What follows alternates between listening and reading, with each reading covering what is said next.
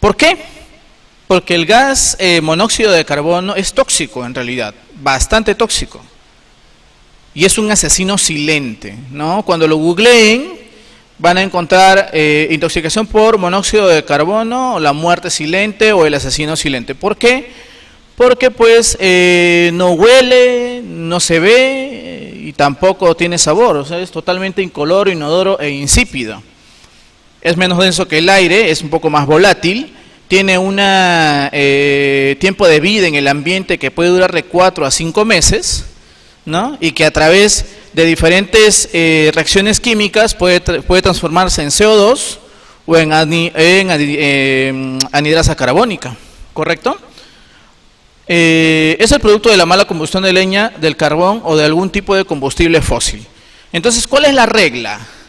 ¿Cuál es la regla general? Que toda combustión tenga color azul. Si la cocina quema de otro tipo de color, naranja, rojo, amarillo, eso ya está eliminando más CO que otra cosa, más monóxido de carbono que otra cosa. O mejor dicho, hay una combinación de repente del combustible y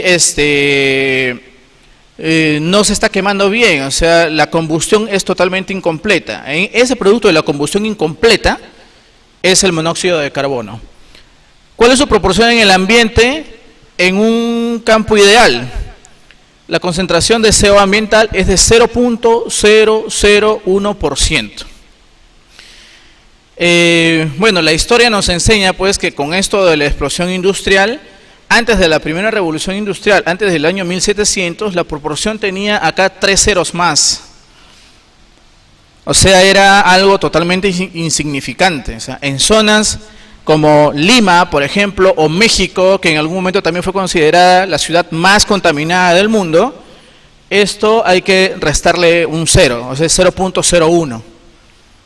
¿No? Entonces pónganse en la esquina de Javier Prado con la vía expresa, ¿no? A las 6 de la tarde y estoy seguro que van a exhalar por lo menos un 0.1% de CO ahí, en ese momento. ¿Correcto?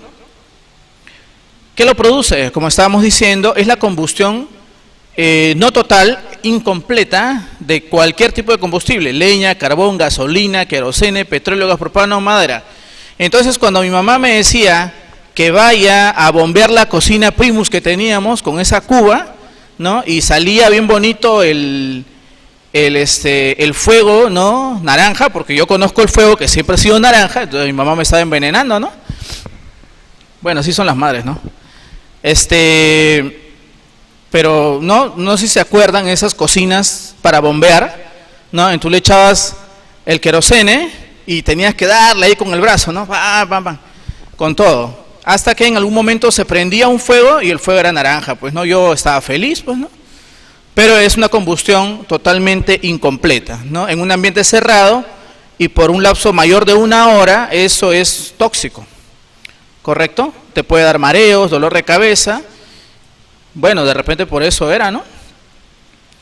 Motor de vehículos, completamente. Entonces se dice que, por ejemplo, cuando uno ve el catálogo de un vehículo, estos tienen cierta emisión de gases, ¿correcto? Siempre véanlo. Emisión de gases. Y esto está normado tanto por reglamento europeo o reglamento americano. En Europa son un poco más estrictos, son mucho más ecológicos que acá, en los cuales la emisión de gases permitidos para un vehículo es mucho menor. Ahora lo vamos a ver. En general, ¿qué es lo que se dice? Que la combustión del tubo de escape no tiene que verse. ¿Sí? No tiene que verse. Si es que se ve, es porque hay una combustión incompleta o se está juntando, por ejemplo, la gasolina con el aceite. Hay un problema en el sistema de combustión, en el sistema del motor. Esa combinación, esa combustión incompleta, porque ya es una combinación de dos componentes, ¿no? Va a producir CO.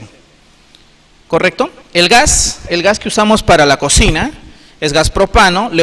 Utilizan un tipo de radical metil para que huela.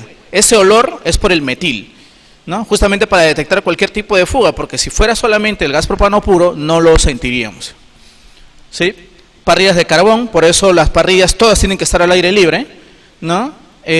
Bueno, acá no tenemos mucho, pero incluso hay calefacción a leña, por ejemplo, o calefacción a gas, o estufas a gas, ¿no?, en las épocas de invierno. Estos son las fuentes, por decirlo así, artificiales, creadas por el hombre, que generan gran cantidad de monóxido de carbono, que en realidad ocupan casi el 60% de todo el componente o de toda la cantidad de CO, de monóxido de carbono que existe en el ambiente. Los demás pues están ocupados pues por fenómenos naturales, ¿no?, erupciones, incendios forestales, ¿no?, que más o menos vendría a ser un 40% en zonas de alta incidencia de este tipo de eventos. El cigarro, muy importante, ¿no?, parrilla, leña, gas, combustión de vehículos, calefactores, estufas. ¿Por qué es tan peligroso el CO? ¿Por qué es tan peligroso el monóxido de carbono? En realidad, si ponemos a la hemoglobina en el medio y el monóxido de carbono compitiendo con el oxígeno o inclusive compitiendo con el CO2, la hemoglobina va a preferir al monóxido de carbono 200 o 300 veces más. Se necesita muy poca presión para que la hemoglobina se sature inmediatamente con CO. Y si bien el enlace es completamente reversible, en otras palabras, tendrían que pasar en promedio 250 moléculas de CO por esa hemoglobina antes de que pase un oxígeno o un CO2. En el caso del oxígeno y el CO2, sabemos que el CO2 es más compatible con la hemoglobina, por lo tanto, tendría que pasar 250 de CO, 25 de CO2 y recién pasaría un oxígeno. Entonces, para que pase ese tiempo, la célula pues no va a estar esperando su oxígeno. ¿Me entienden? Entonces, ¿qué va a pasar? Hipoxia celular, hipoxia tisular. La hemoglobina no va a ser capaz de transportar el oxígeno del pulmón hacia las células y de tampoco retirar el CO2 de las células hacia el pulmón para que sean eliminados. Este enlace, como les vuelvo a decir, es completamente reversible si es que utilizamos ciertas técnicas. Ahora lo vamos a ver. Como les decía, ¿no?, para yo saturar la hemoglobina con oxígeno, más o menos voy a necesitar entre 80 a 100 milímetros de mercurio. Pero para saturar la hemoglobina al 100% con CO, solamente necesito 0.4 milímetros de mercurio. Entonces, eso es una diferencia abismal. La competencia, en el caso del monóxido con el oxígeno, se la lleva de encuentro el monóxido. Es más volátil, más afín a la hemoglobina, ¿correcto? Y le impide hacer todas sus funciones. ¿Por qué? Precisamente son estas las razones, ¿no? Los citocromos CYP450 y el A3 ligados al grupo M son los que generan esa volatilidad, generan esa afinidad, ¿correcto? Mientras que la hemoglobina necesita 2, 3 o hasta más citocromos para poder ser captado por la hemoglobina. Sin embargo, el CO no necesita tantos citocromos, no solamente necesita o uno o el otro. Interrumpe el transporte de oxígeno, por lo tanto la célula se va a poner en estrés.